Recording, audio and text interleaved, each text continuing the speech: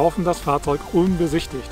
Theoretisch könnte man ihn auf 240 PS hochdrehen. Für uns steht fest, wir werden keinen LKW kaufen, in dem wir nicht einmal Probe gefahren sind. So 5 Minuten und 60 €, steht in keinem Verhältnis. Die bieten da gerade alle wie verrückt drauf. Und ich verstehe es ehrlich gesagt nicht. Ich muss nicht 6.000 € mehr bezahlen dafür, dass mir jemand sagt, okay, hier ist der LKW, guck ihn dir an, ob er dir gefällt. Ich kann dazu aber nichts sagen. Muss den so nehmen, wie er da steht. Und wenn du hier vom Hof gefahren bist und er fällt auseinander, dann hast du Pech gehabt.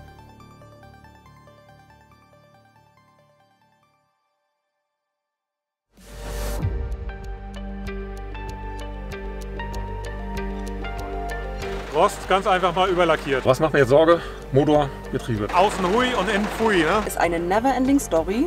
Ist schon irgendwie Mogelpackung. Von der Leistung her sind sie alle mau. Der ist auch unten an der Ölwanne feucht. Kommunalfahrzeuge, die im Streudienst waren, braucht man sich eigentlich gar nicht angucken.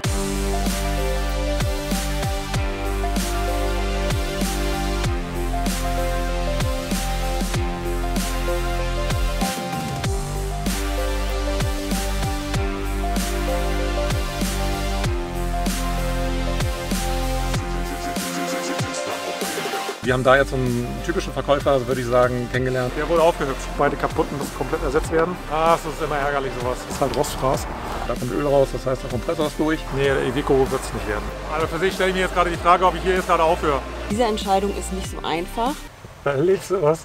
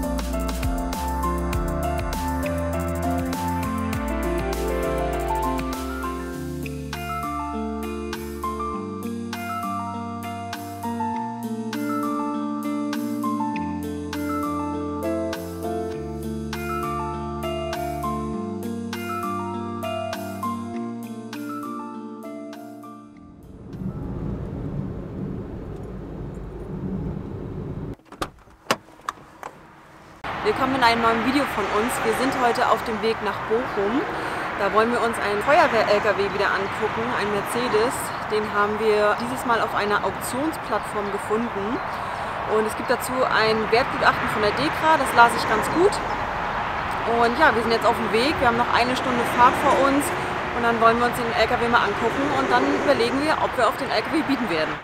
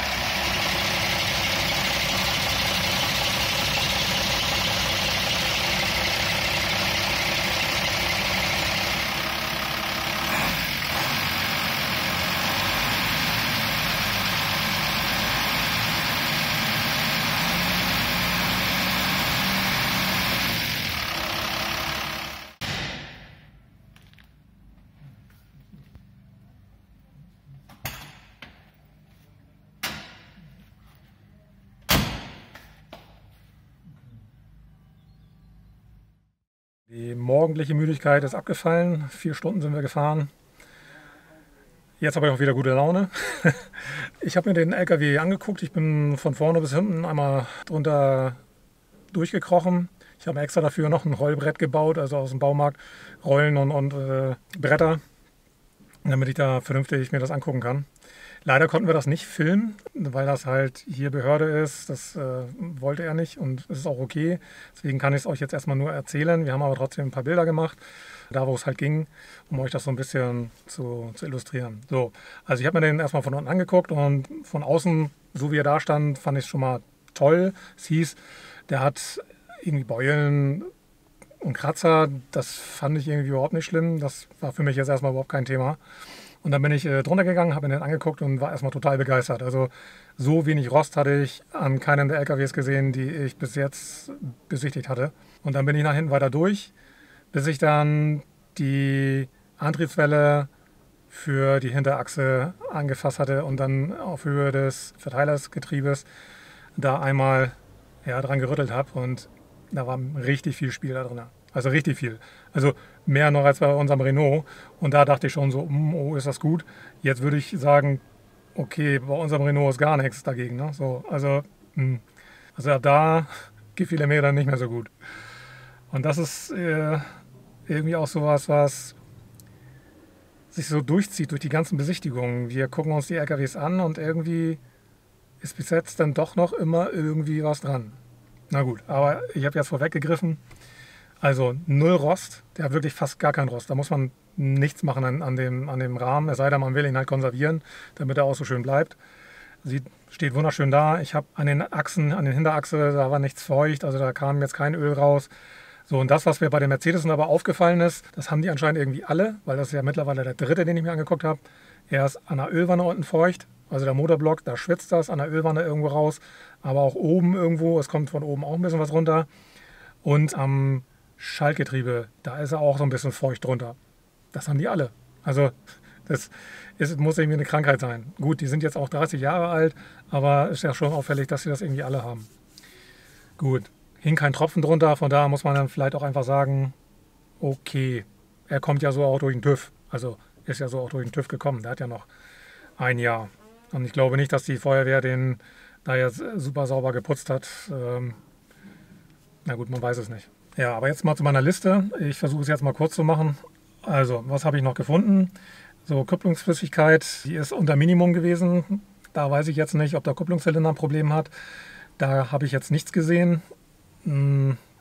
Gut, muss ich jetzt zu meiner Schande gestehen, habe ich mir jetzt aber auch nicht genau angeguckt, ob er da irgendwo was rausdrückt. Dann die Manschette vom Schaltgestänge für das Schaltgetriebe, die war kaputt, die muss man halt austauschen. Dann die Lenkschubstange. Ist auch eine Krankheit von den 917. Habe ich jetzt bei jedem gehabt, dass die Lenkschubstange, dass da die Manschetten alle kaputt sind. Das muss also neu. Dann ist mir bei dem aufgefallen, dass der im Stand etwas unruhig läuft, der Motor. Also er schüttelt sich da ein bisschen. Das hatte der Mercedes-Benz im Harz nicht gehabt. So, und der Kompressor macht halt auch Geräusche, wenn er Luft aufpumpt, also ähnlich wie bei unserem Renault, der klopft schon ganz schön, ist dann aber leise, sobald er abbläst. Öl habe ich allerdings am Überdruckventil oder Druckregelventil, so heißt es ja, habe ich nicht gefunden. Das heißt, da müsste der eigentlich noch gut in Schuss sein, dass der noch kein Öl fördert. Beim Anlassen macht er absolut keinen Qualm, also wirklich so gut wie gar keinen. Stand ja in der Halle, da kann man das immer am besten sehen. Ob sich da was entwickelt, liegt halt daran, dass die Fahrzeuge, die 917er, die haben halt, also die meisten zumindest die ich jetzt getestet habe, haben eine Flammstartanlage. Wenn die funktioniert, dann kommt da auch so null, also fast kein Qualm, also 0 Qualm eigentlich raus. Bei dem funktionierte sie, beim 917 im Harz funktionierte sie nicht, aber da sprang trotzdem auf den Schlag an. Und ich hatte auch das Gefühl, dass der im Harz schneller ansprang. Also der hier brauchte jetzt irgendwie so 2 Umdrehungen, dann kam er, so ungefähr 2, 2,5 und im Harz kam da schneller. Der ist Baujahr 95 und anscheinend wurde ab Baujahr 95 der 170 PS Motor mit Ladeluftkühler verbaut. Weil der im Harz ist noch Baujahr 94, hat noch keinen Ladeluftkühler. Fand ich schon mal irgendwie spannend. Also hat ja trotzdem nur 170 PS. Ich dachte, dass die Ladeluftkühler erst ab 200 PS verbaut sind. Also ich meine, dass mit dem Ladeluftkühler hat man eigentlich fast alle Voraussetzungen, wenn man jetzt die Leistung ein bisschen hochdrehen will, dann kann man das bei dem machen, weil halt der Ladeluftkühler da ist, den muss man da nicht nachrüsten. Man muss aber, zumindest was ich jetzt so gelesen habe, was an der Einspritzpumpe nachrüsten. Man kann die auch so hochdrehen, aber das ist nicht so ganz so sauber. Man muss die Pumpe, glaube ich, mit zusätzlichen Elementen ausstatten oder Elemente austauschen und dann kann man den auch, ja, ich meine, dieser Motor, der wird bis zu, ich meine, 240 PS gebaut. Also theoretisch könnte man den auf 240 PS hochdrehen. Würde ich jetzt bei dem nicht machen, aber 200 sollte eigentlich machbar sein.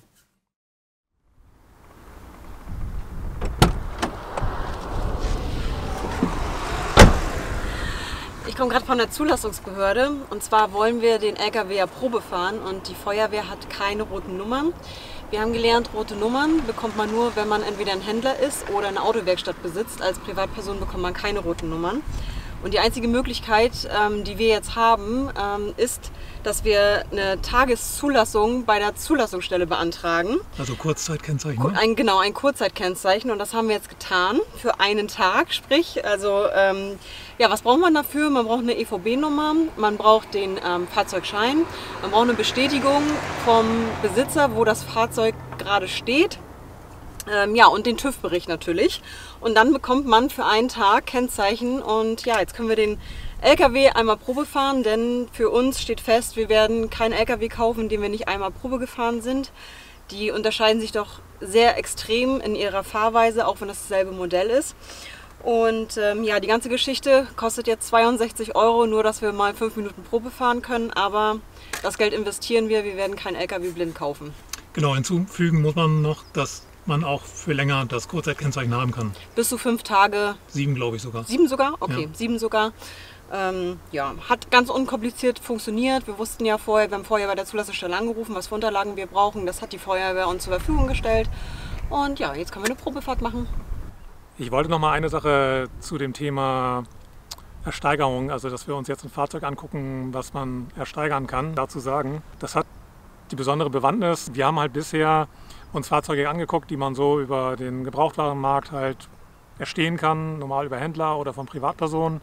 Und wir haben halt festgestellt, dass gerade bei den Verkäufern man die Fahrzeuge so bekommt, wie die Verkäufer meistens die Fahrzeuge selber auch bekommen. Also meistens dann halt auch über diese Versteigerungsportale. Und wir haben uns halt gefragt, was rechtfertigt das jetzt eigentlich, dass wir für ein Fahrzeug 3.000, 4.000, 5.000 € mehr bezahlen, wenn man ja doch eigentlich keine Garantie bekommt. Also wenn man da vom Hof mitfährt und dann fällt alles auseinander, dann hat man Pech gehabt. Genau dasselbe ist es halt auch bei den Versteigerungen. Und deswegen haben wir uns dann das angeguckt, ob es möglich wäre für uns, erstmal als Privatperson, auch Fahrzeuge von den Kommunen zu ersteigern. Bisher dachte ich halt, das ginge nur als Firma, wobei das auch nicht das Problem für uns jetzt gewesen wäre, weil wir ja auch eine Firma haben mit unseren Filmen, die wir machen. Das ist ja unsere Selbstständigkeit, hätten wir auch dann die Möglichkeit gehabt. Aber, und das ist, denke ich, für euch interessant, man kann auf manchen Portalen, also eigentlich meine ich die beiden größten, kann man auch als Privatperson solche Fahrzeuge direkt von der Kommune, von der Stadt ersteigern. Was ich total interessant finde, auf diesem Fahrzeug, was wir uns jetzt angeguckt haben, da sind schon 25 Gebote drauf. Morgen läuft das Ganze ab, also morgen Mittag ist die Versteigerung zu Ende und wir sind die einzigen gewesen, die sich das Fahrzeug angeguckt haben.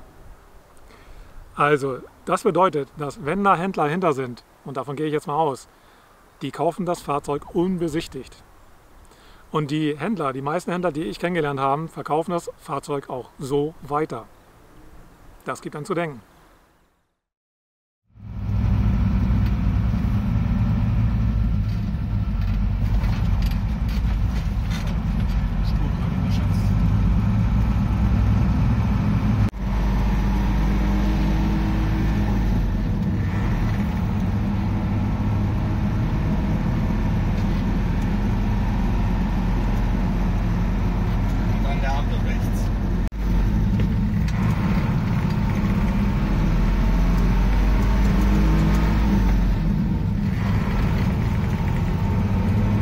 Probefahrt war gut, leider zu kurz. Also 5 Minuten und 60 €, das steht in keinem Verhältnis.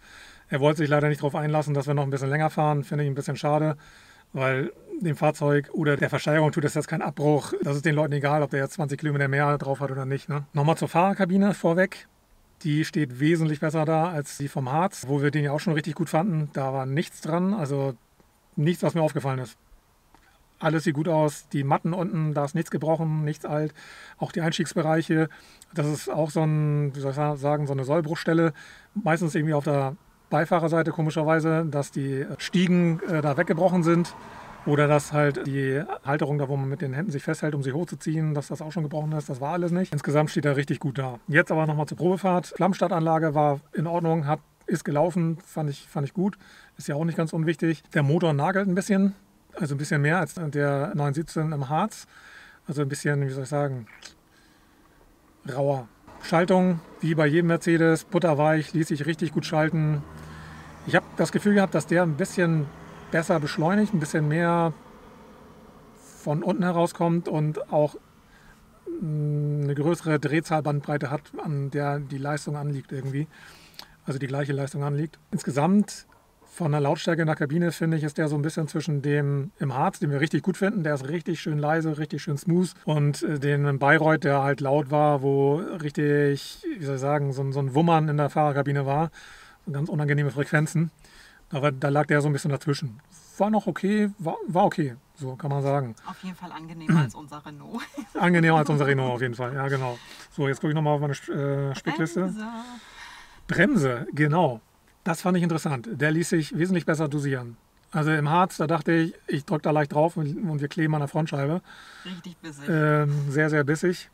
Schwer zu dosieren, das ist bei dem anders. Auch sehr, sehr kraftvoll die Bremse, aber im ersten Pedalweg, so in den ersten Drittel würde ich jetzt sagen, oder Viertel, wesentlich besser zu dosieren. Die Reifen haben geeiert ab 80, das habe ich gemerkt. Ich weiß nicht, ob das daran liegt, dass der jetzt vielleicht zu lange gestanden hat oder so. Aber das habe ich dann am Lenkrad gemerkt, dass so ab 75, 80 dann fing das Lenkrad an zu wackeln. Die sind auch schon mehr abgefahren als die im Harz. Ja, und die Reifen waren auch schon mehr abgefahren. Haben aber noch 10 mm Profil drauf. Ja, es ist insgesamt jetzt, was es so vom Äußeren angeht, bei dem Fahrzeug wesentlich weniger zu machen. Aber technisch würde ich sagen, ist es jetzt vom Aufwand her nicht weniger als das, was wir im Harz machen müssten. Also ich sage immer im Harz, also bei dem Fahrzeug, was wir im Harz angeboten bekommen haben. Da wäre es halt der Kompressor, den ich erneuern müsste. Hier ist es irgendwie das Lagerspiel, würde ich mal sagen, von dem Verteilergetriebe. Aber hier auf jeden Fall keine Rostarbeiten, und im Harz wäre einmal von vor nach hinten Rost machen, ne? Naja, also im Harz auf jeden Fall Rost. Jetzt auch nicht so viel, das ist alles nur oberflächlich, da blättert ja noch kein Rost ab oder so, aber es ist halt schon mehr zu machen. Dafür ist die Fahrerkabine hier richtig, richtig gut in Schuss, aber vom Geräusch her ist halt nicht so mega wie Harz, ne? Nee. Hat halt alles, irgendwas ist immer irgendwie, Ja. ne? Also es ist so erstaunlich, wir haben uns insgesamt jetzt 3 917 angeguckt und alle 3 sind unterschiedlich. Unglaublich. Ja. Was sagt uns das? Oder Naja, also Probefahren ist ein Muss. andere? Genau, ihr müsst Probe fahren. Sonst kauft ihr die Katze im Sack. Es gibt Fahrzeuge, die sind halt leise, und es gibt Fahrzeuge, die sind lauter. Schon so, ohne dass man zusätzlich Dämmung einbaut. Wobei ich dazu sagen muss, dass die 917, die sind schon richtig gut gedämmt. Ich wüsste gar nicht, wo ich da noch mehr Dämmung reinbauen sollte. Also in unserem Renault sieht man halt noch richtig viel Blech. Im Mercedes sieht man gar kein Blech mehr. Also, ne. was machen wir jetzt? Genau, wir haben jetzt noch kurzfristig einen MAN 10224, mit dieser LE-Kabine in Bochum gesehen. Den gucken wir uns jetzt nochmal an, spontan. Der reizt uns ja, ne? Der ist halt insgesamt, er ist halt auch leise und er hat halt einfach noch mehr Leistung. So.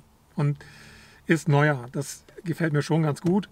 Ist natürlich nochmal so 4.000 € teurer als das, was wir für den jetzt hier bezahlen müssten. Ich gehe jetzt davon aus, dass wir den günstiger kriegen als den 917 im Harz. Aber der 917 im Harz kostet genauso viel wie jetzt dieser MAN, den wir uns angucken. Ich muss aber dazu sagen, es ist ein Kommunalfahrzeug, und ich habe ja schon im letzten Video gesagt, also Kommunalfahrzeuge, eigentlich kann man das vergessen. Wir fahren da jetzt auch nur hin, weil wir eigentlich in der Nähe sind, und das nehme ich jetzt nochmal mit. Ich denke, da werden wir auch das eine oder andere sehen, was uns da nicht so gut gefallen wird. Aber man muss es ja versuchen.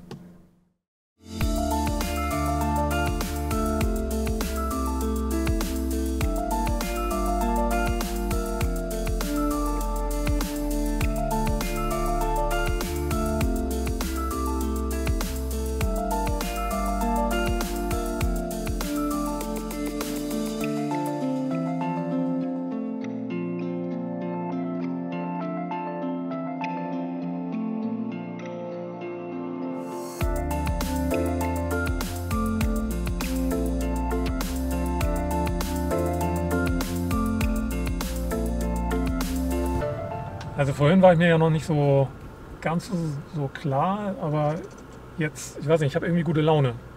Und das sagt mir, dass mein Bauchgefühl mir sagt, also ganz so schlecht ist das nicht, was wir da gerade gesehen haben. Vielleicht werden wir sogar bieten. Also,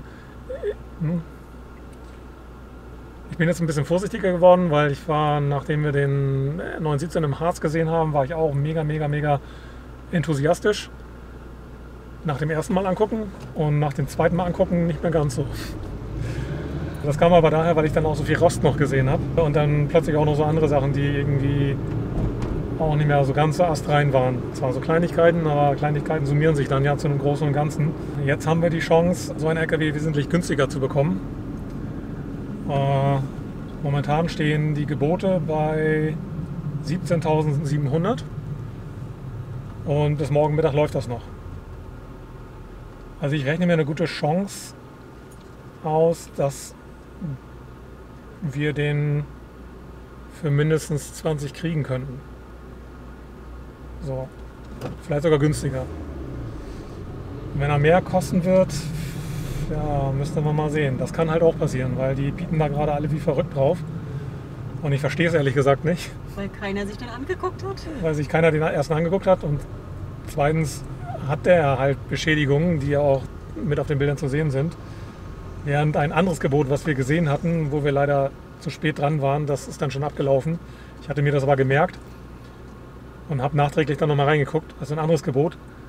Das ist für 18.000 ist da ein richtig, also für mich jetzt vom Äußeren, von den Bildern her, guter 917 weggegangen, sogar mit Fernfahrerkabine. Und es war nur ein Gebot drauf. Ein einziges. Da hat einer sofort den Zuschlag für den Preis bekommen, für den das eingestellt wurde. 18.000. Und wir sind jetzt schon bei 17.7. Und der ist vom Äußerlichen her, er hat Dellen, so, was der andere halt nicht hatte. Ne?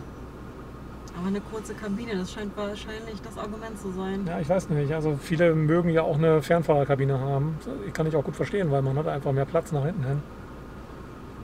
Und ist auch ich meine, das wäre ein Radstand 3,60 Meter, was ja auch für viele sehr attraktiv ist. Wir gucken ja eher nach einem kurzen Radstand, weil wir das schätzen gelernt haben bei unserem Renault. Der hat sogar nur 2,85 Meter Radstand, aber dafür drehst du auch auf der Straße fast im Stand, ne?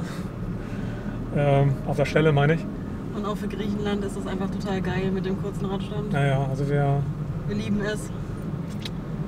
Hat aber auch einen Nachteil. Also die Fahrzeuge können sich so ein bisschen aufwippen, ne? Wenn man auf der Autobahn, wie soll man sagen, Querrillen hat, kennt man ja, dann kann er sich so ein bisschen aufwiegeln.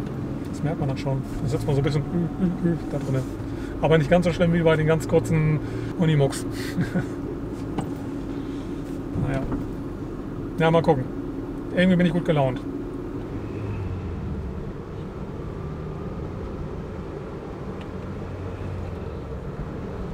Ja, wir sind da. Mal sehen, was wir da zu erwarten haben. Wir erwarten nichts. Ja, wir erwarten nichts. Ich hatte jetzt im Vorweg auch gar nicht gefragt, jetzt, in welchem Zustand er ist. Aber in der Anzeige steht halt natürlich so Autoverkäufer typisch drin.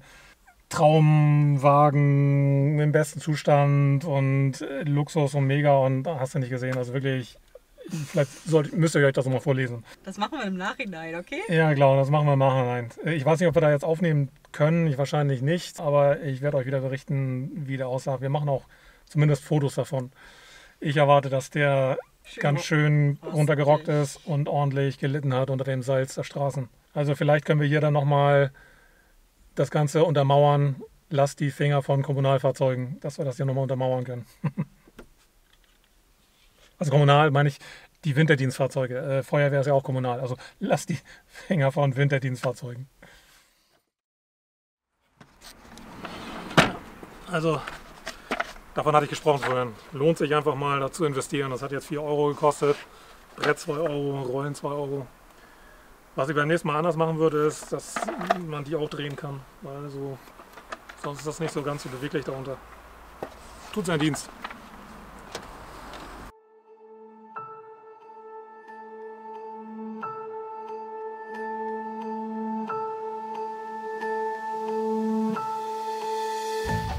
Also komplett verrostet, einfach nur mit schwarzer Farbe wieder übergejaucht. Also übergespritzt. um das zu verschleiern, wie verrottet die eigentlich sind. Das haben wir ja schon bei dem letzten gesehen, als wir in Bayreuth waren. Da war es nur der Rahmen. Da haben sie sich gar nicht die Mühe gemacht, hier im Radkasten das zu machen. Hier haben sie es auch noch im Radkasten gemacht. Alles verrostet. Und schwarze Farbe drüber.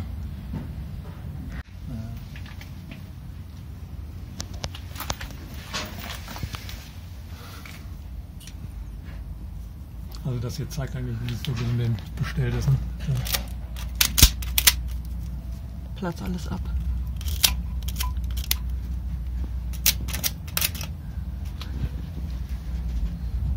Und so sieht das ganze Fahrzeug aus. Da brauchen wir uns keine weitere Mühe machen. Ja, hat mal nur 5 Minuten gedauert. Ne? Es hat sich bestätigt. Lass die Finger weg von Winterdienstfahrzeugen. Bei dem hättest du den Rost mit dem Meißel abtragen müssen. Und dann vielleicht ist noch genug übrig, was man dann irgendwie mit Rostumwandler behandeln kann. Eieiei, der war noch schlimmer als alle Winterdienstfahrzeuge, die wir angeguckt haben. Katastrophe, ne? Die kann man einfach nicht. Das Kann man nicht gebrauchen. Das will man nicht. Das will man einfach nicht. Ich habe da noch einen anderen gesehen, einen neueren. Also richtig neueren. Das sollte auch irgendwie 50.000 kosten. Wäre auch von der Tonnage viel zu groß für uns. Und auch der.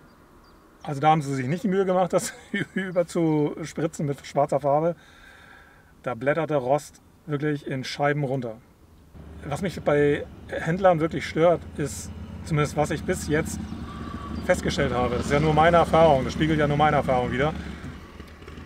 Ich frage die nach den Fahrzeugen, was sie über die Fahrzeuge wissen, wie die Historie der Fahrzeuge ist, was sie mir dazu erzählen können, und die wissen nichts.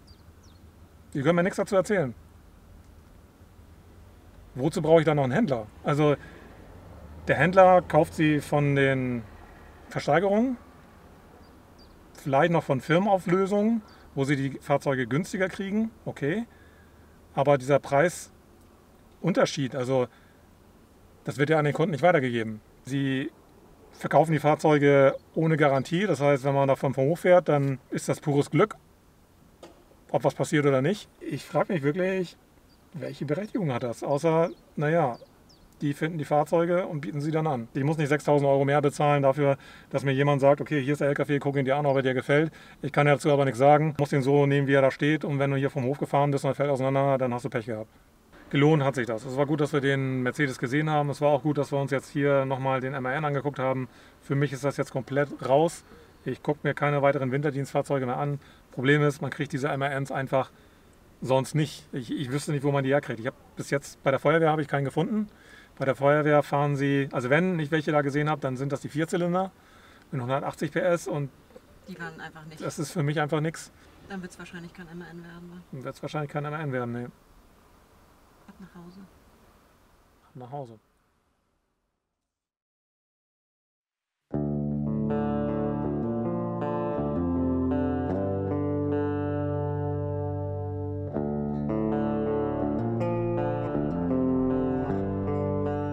Als wir gestern Abend nach Hause gekommen sind, waren wir uns schon so sicher, dass wir das Fahrzeug haben wollen, dass wir das gar nicht abwarten konnten. Und wir haben dann gleich auch ein Gebot eingegeben. Gestern stand da bei 17.700.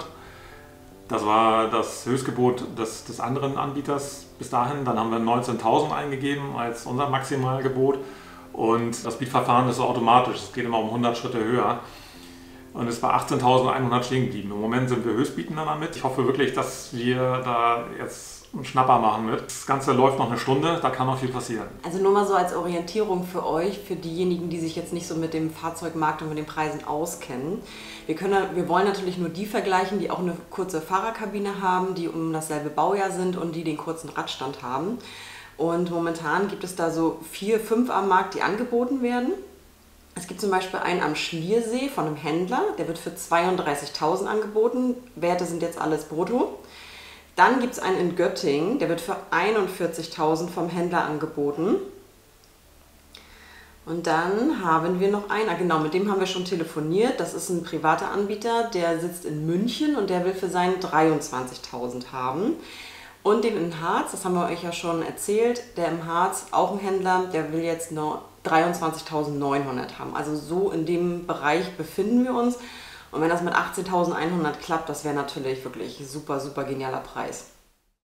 Also was man in diesen Bieterplattformen sehen kann, ist schon, finde ich, wesentlich mehr und noch ehrlicher als das, was ich bisher gesehen habe bei eBay Kleinanzeigen oder mobile.de oder anderen Verkaufsplattformen. Die Fahrzeuge werden jetzt nicht irgendwie bis über den Klee in den Himmel gelobt, sondern einfach dargestellt, was da ist. Also Schäden an dem Fahrzeug werden schon angezeigt. Dennoch muss ich dazu sagen, also selbst mit dem DEKRA-Gutachten und dem, was hier drin steht, kann man sich immer noch nicht sicher sein, ob der Zustand des Fahrzeugs auch wirklich so ist, wie jetzt beschrieben. Und das fand ich gestern auch nochmal ziemlich erhellend, als ich gemerkt habe, okay, im DEKRA-Gutachten, das ist ja eigentlich nur ein Wertgutachten und keine technische Überprüfung. Da steht halt zum Beispiel nicht drin, dass eben die Antriebswelle, die hintere, Spiel am Verteilergetriebe hat. Und zwar erheblich, also das merkt man schon deutlich. Das würde beim technischen Gutachten sicherlich rauskommen und es steht aber auch nicht hier drin. Also die Bieter, die jetzt hier drauf sind, wo wir vermuten, dass das Händler sind, die wissen gar nicht, was sie da kriegen. Also dass das Fahrzeug diese Probleme hat. Plus bei der Probefahrt haben wir ja gesehen, dass mit den Reifen, naja gut, vielleicht haben die sich so ein bisschen platt gestanden, vielleicht gibt sich das wieder, wenn man erstmal wieder gefahren ist. Aber das Lenkrad ruckelt halt stark, ne? So, als hätten die Reifen Beule. Ne? So. Das geht halt aus diesen Angaben, aus dem Gutachten und hier auf der Bieterplattform eben halt auch nicht hervor. Oh mein Gott, ist das aufregend. Vielleicht haben wir da mal Glück, ne? Ja, das wäre so cool. Ich freue mich jetzt schon, obwohl wir ihn noch nicht haben.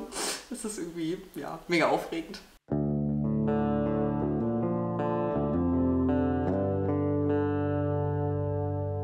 Also wenn wir den wirklich für 18.100 bekommen, dann führe ich hier einen Freudentanz auf. Ich meine, ne, so, drückt uns die Daumen. Okay, das Video ist dann schon abgedreht und dann ist das Ergebnis ja schon fest, aber naja, drückt uns bitte trotzdem die Daumen. Das ist im Moment sehr, sehr spannend. Wir wollten euch die Anzeige von dem MAN ja noch mal vorlesen. Ihr erinnert euch. Freuen Sie sich auf dieses schöne Schmuckstück mit vielen wertvollen Extras. Genau das Richtige für die, die auf der Jagd nach Exklusivität und das Beste vom Westen sind. So verbindet der MAN 10.224 4x4 Allradmeilenkipper Kommunalfahrzeug Komfort mit Fahrspaß und Sicherheit. Nach 32 Minuten, das wird richtig spannend. Was auch noch hinzukommt, dadurch, dass wir vor Ort waren, haben wir natürlich mit den Beamten auch nochmal geschnackt. Und also geschnackt heißt Norddeutsch, mit ihm geredet und dann erfährt man halt auch nochmal ein bisschen mehr über das Fahrzeug. Wir wissen zum Beispiel, dass dieses Fahrzeug als Ausbildungsfahrzeug benutzt wurde, eigentlich hauptsächlich dann in der Halle rumgestanden hat und die sind dann ab und zu mal ins Gelände damit gefahren, um damit zu üben, aber die meiste Zeit stand das halt rum. So. Jetzt kann man sich natürlich überlegen, okay, was bedeutet das, Ausbildungsfahrzeug, alles nur Fahranfänger gewesen, die dann irgendwie diesen LKW vergnaddelt haben, vergurkt haben. Weiß ich jetzt nicht. Ich glaube, das kann man aber irgendwie dann auf alle Feuerwehren irgendwie auch dann am Ende beziehen. Die sind im Einsatz und wenn sie auf Einsatzfahrt sind, glaube ich, ist die Belastung sogar noch höher, als wenn das Fahrzeug eigentlich nur für Übungszwecke benutzt wird. Uiuiuiui. Noch 19 Minuten. Oh, das wird echt spannend, ey. Das sind wir doch die Höchstbietenden. Das wäre so krass. Das wäre so krass, wenn wir den kriegen für den Preis. Also ich finde, wir haben verdient, auch mal Glück zu haben, oder? Was meint ihr? Wir sind jetzt bei 15 Minuten. 15 Minuten? Oh Mann, ey. Und immer noch unser Gebot.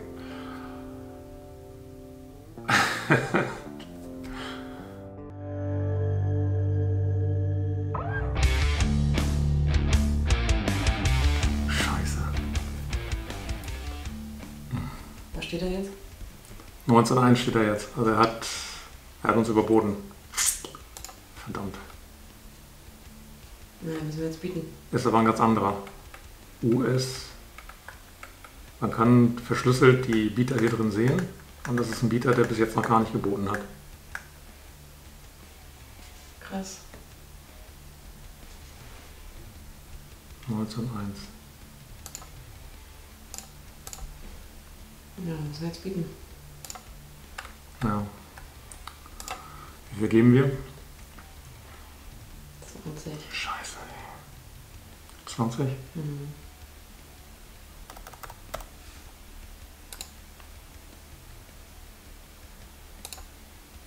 Und? 20,1. Oh Gott, was hat der denn geboten? Krass.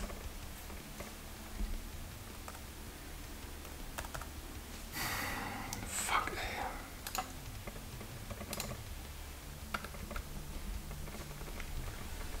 ey. Jetzt wird's teuer. Jetzt kommt es wirklich drauf an, dass wir bereit sind dafür zu geben. Also wir hatten mal gesagt 21,5.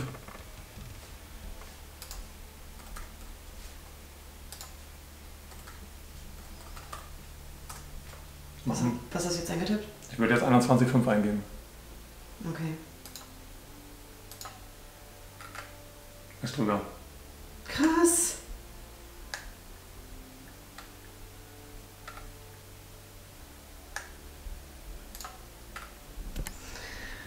Ach, scheiße.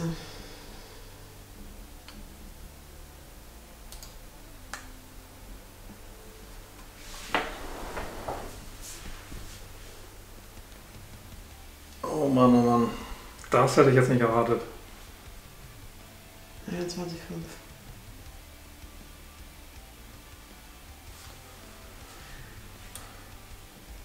Ja, ich denke mal, unser letztes Gebot wird jetzt 22 sein. Aber ich vermute, dass er das eingegeben hat.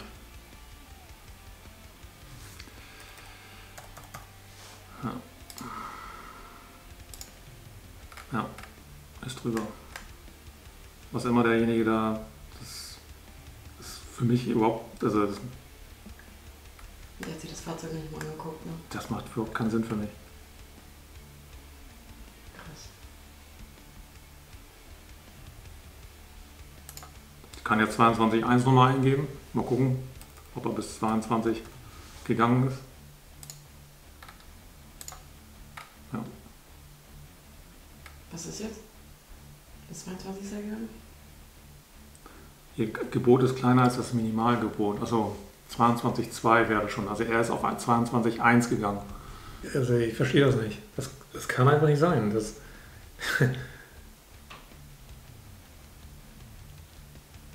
Wie viel will man denn daran noch verdienen?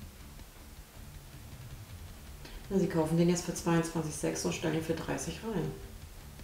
Aber ich kaufe keinen für 30. Ich will keinen für 30 kaufen.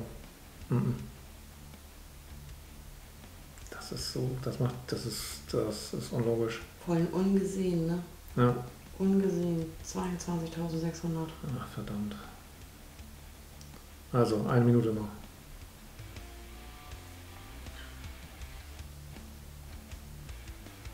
Also bevor wir den im Harz kaufen würden, 23,5. Würden wir den kaufen. Ja, oder? Ich könnte jetzt nochmal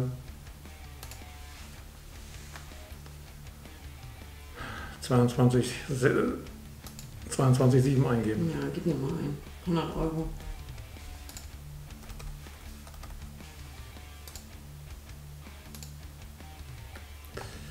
Ja, überboten. Aber dadurch haben wir uns dann nochmal wieder 5 Minuten erkauft. Bedenkzeit. Also ich glaube, der hat mindestens 23 drin. Als Gebot. Vorbei. Ja, das ist gelaufen. Tja, was kann man dazu abschließend sagen? Also ich kann mir einfach nicht vorstellen, dass das irgendwie ein Privatmensch ist, der das kauft. Ungesehen. Dieses Fahrzeug wird sehr, sehr teuer wieder auf dem Markt auftauchen. Ne?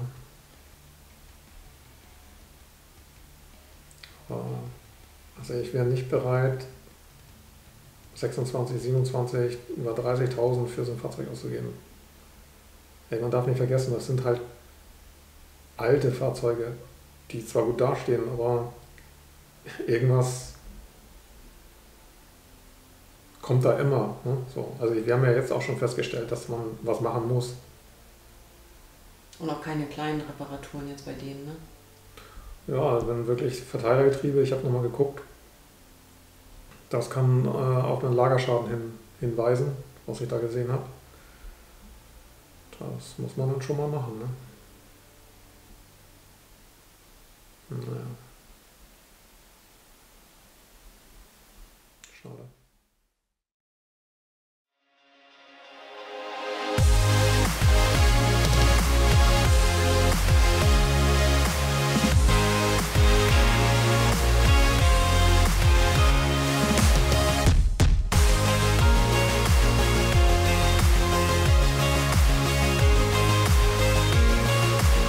Die Anspannung ist halt, wir wollen dieses Mal einfach nichts falsch machen. Und alle haben mir das Blaue vom Himmel versprochen und ich muss da sicher gehen. Also ich bin ehrlich gesagt positiv, sehr positiv überrascht. Das war der erste trockene Mercedes-Motor, den ich gesehen habe, tatsächlich. Holt euch doch direkt von der Feuerwehr einen LKW und dann habt ihr Ruhe und dann könnt ihr anfangen umzubauen. Dem ist absolut nicht so. Also heißt das, Sie wollen mir jetzt keine weiteren Fragen beantworten, oder?